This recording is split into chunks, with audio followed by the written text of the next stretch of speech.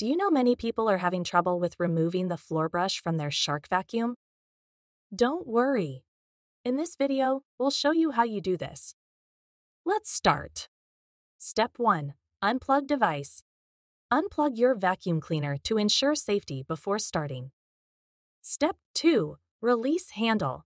Press the handle release button and lift the handle to detach. Step 3. Separate nozzle.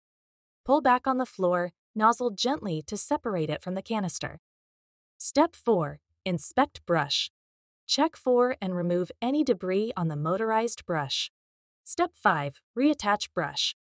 Realign and push the brush back until it clicks into place. After following these steps, you should be able to easily detach the floor brush.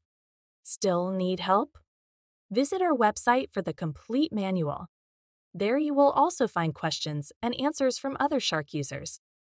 Did you find this video helpful? By subscribing, you help us continue to answer users' questions. So, subscribe to our channel.